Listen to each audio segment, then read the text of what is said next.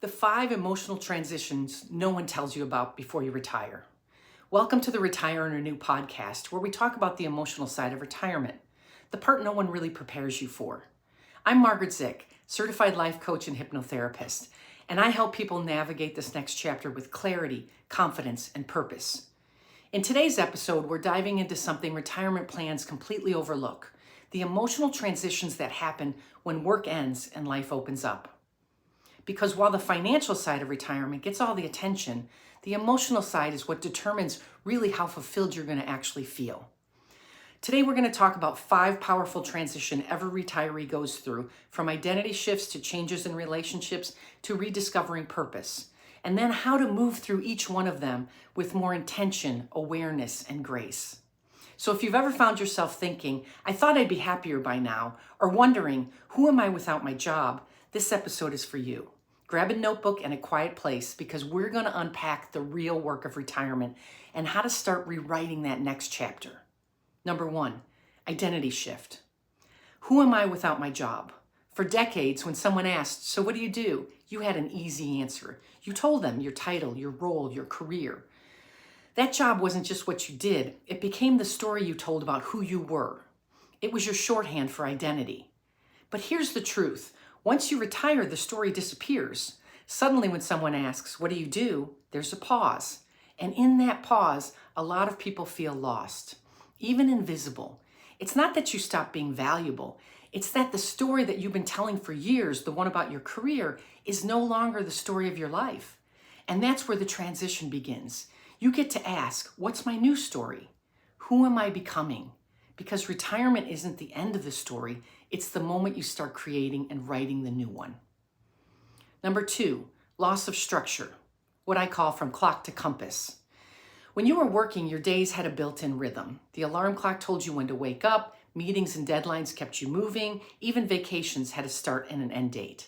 And then retirement comes and the clock suddenly disappears. No one's telling you where to be or what to do. At first you feel like freedom. You sleep in, you linger a little bit more over coffee. You finally have open space on your calendar. But then something unexpected happens. Your days blur together. You lose track of days and times. That freedom starts to feel a little like being adrift. And here's the truth most people don't talk about. Without structure, retirement can feel less like freedom and more like being unattached. The shift is learning to go from living by the clock to living by your internal compass. Instead of being told what to do, you get to choose what matters most in your life now. And that choice, that compass, is really what creates your freedom. If you're getting value from this, click the link in the description below to take my free quiz, Are You Emotionally Ready to Retire? Transition 3, shifting relationships. When you were working, your relationships had a natural rhythm. You spent more hours each week with coworkers more than anyone else. Sometimes that felt like a second family. You had routines, lunches, meetings, even small talk that created that connection. And then one day, it's gone. Those relationships fade, not because they weren't real, but because you don't share the same daily world anymore. At the same time, a new dynamic starts to take center stage.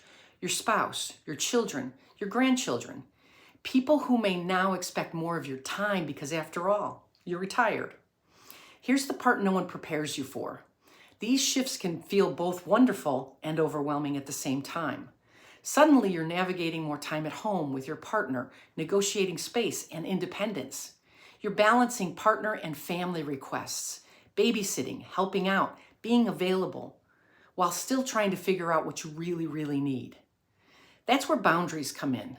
Because the relationships that matter most in retirement don't thrive by giving everyone more of you. They thrive by when you give more and the best of yourself. And that's what happens when you're clear about your time, your needs, and how you want to show up in this new season. Transition 4, the emotional roller coaster. Retirement is rarely one steady emotion. It comes in cycles. First, there's the honeymoon phase, freedom, excitement, the joy of finally having time. Then comes the dip, where the question creeps in, now what?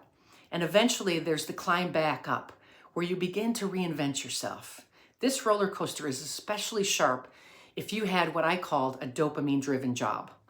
Nurses who lived on the adrenaline of saving lives in the ER, sales executives who chased the high of landing the big deal, teachers who thrived on the energy of a classroom. Let me give you an example. One client of mine had spent 30 years in the medical sales industry.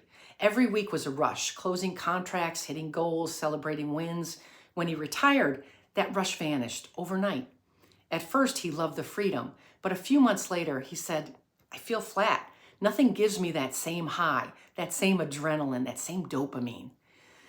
What he didn't realize was that nothing was wrong. It was just different. He was in the dip of the roller coaster. His brain was missing the dopamine that it was used to. The shifts came when he found new sources of challenge, things that stretched him, gave him some small wins, and sparked that same sense of energy. That's the truth about retirement. You can't avoid the ups and downs, but when you expect them, you stop blaming yourself. You ride the roller coaster with more grace, and when you start building that new track, it takes you to a higher level. Transition 5, rediscovering purpose. One of the hardest parts of retirement isn't the free time, it's the loss of purpose. For years, your work gave you a sense of contribution, whether it was building something, leading a team, serving patients, or solving problems. You knew your efforts mattered. And then retirement comes, and that outlet is gone. Nobody's asking you for reports, or nobody's looking for answers from you. And many people start to wonder, what do I wake up for now? I worked with a woman who had been a teacher for 35 years. Her entire identity was wrapped around helping students succeed. After she retired, she felt adrift. She told me, I miss the kids. I feel like I'm not making a difference anymore. At first, she thought she had lost her purpose. But what she discovered was that her purpose wasn't gone. It just needed a new expression. She started tutoring kids in the neighborhood and mentoring young teachers. And that lit her up. That's the key. Your purpose doesn't retire when you do, it evolves. It shows up in new ways through mentoring, volunteering, creating, or simply being more present with the people that you love. The real transition is moving from a career-driven purpose to a life-driven purpose. And when you find it, retirement stops being an end and starts becoming the most meaningful chapter yet. Retirement isn't about ending your story, it's about writing a new one. For years, your work defined you and your identity, your purpose, structure, and even your relationships. But now you get to do a different kind of work, the work of becoming. It's not about chasing titles or paychecks anymore. It's about creating meaning, connection, and joy in ways that are uniquely yours. Here's the simple way to start. Take out a journal or even a piece of paper and unwrite the old story. Write down what your work life gave you, what you learned, and what that chapter was and why it's closing. Then begin writing the new story of who you want to become. Take time to imagine who you want to be in this life, what experiences you want, what growth or learning experiences you still want to make real, and finally, what contributions you really want to bring about in this next chapter. Make it real. See yourself living it and then stepping into it day by day. Because retirement isn't the end. It's the chance to live into the next chapter, the most authentic version of you. If you found great value in this video, you're going to want to watch the next video. Click over here and I'll see you there.